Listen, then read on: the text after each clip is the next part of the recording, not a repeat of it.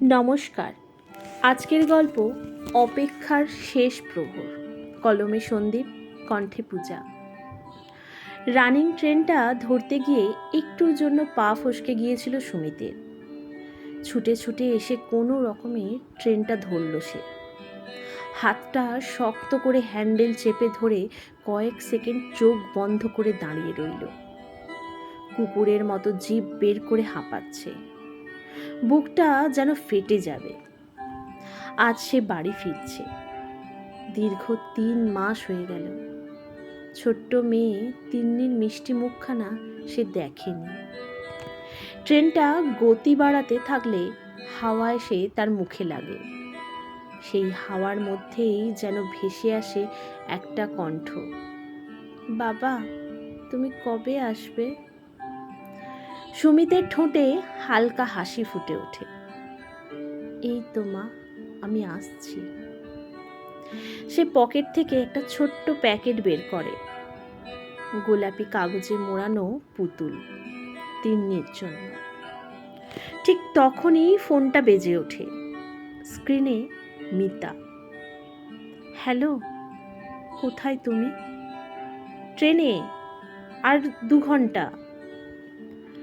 ওপাশে কিছুক্ষণ চুপ, তারপর চাপা গলায়, তুমি একটু তাড়াতাড়ি আসতে পারো? সুমিতের বুকটা ধক করে ওঠে। কি হয়েছে? তিন্নির জ্বর একটু বেশি, ডাক্তার দেখিয়েছি, তুমি এলে ভালো হয়।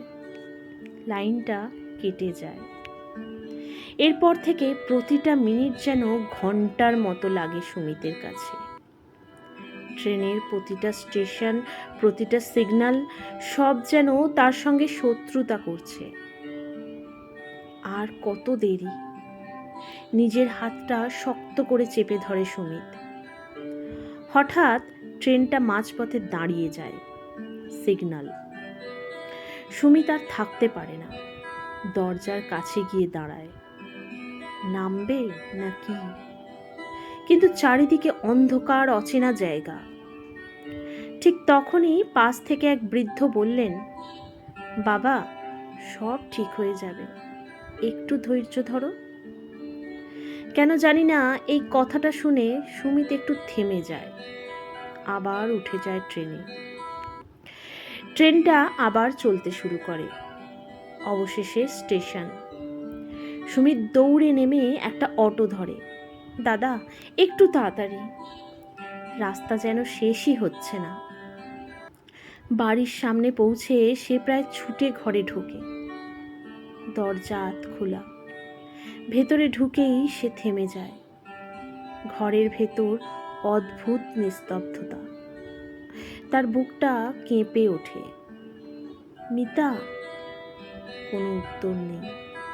হঠাৎ পাশের ঘর থেকে খুব ক্ষীণ একটা কণ্ঠ ভেসে আসে, বাবা। সুমিতের শরীরটা যেন বিদ্যুতের মতো কেঁপে ওঠে।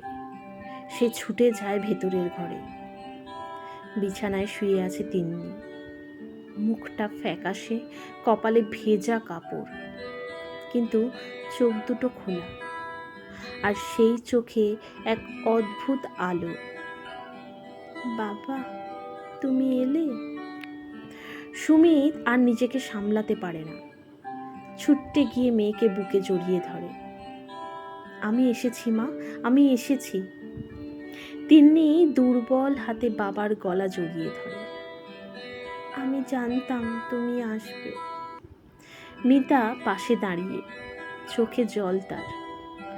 ডাক্তার বলেছে এখন একটু স্টেবল। তুমি আসার পর থেকেই যেন ওর জ্বরটা একটু কমছে। সুমিত কিছু বলতে পারে না। সে শুধু তিন্নির কপালে চুমু খায়। পকেট থেকে পুতুলটা বের করে তার হাতে দেয়। দেখো মা, তোমার জন্য কি এনেছি। তিন্নির মুখে ধীরে ধীরে হাসি ফুটে ওঠে। গালে ছোট্ট টোল। আমার মতোই। সুমিত হেসে ফেলে। চোখ ভেজা তার। বাইরে তখন হালকা বৃষ্টি পড়ছে। ভেতরে একটা পরিবার আবার জুড়ে যাচ্ছে। সুমিত জানে এই কয়েকটা ঘন্টা তাকে বদলে দিয়েছে। টাকার জন্য, কাজের জন্য সে এতদিন যেটা হারাচ্ছিল সেটা আজ বুঝতে পেরেছে।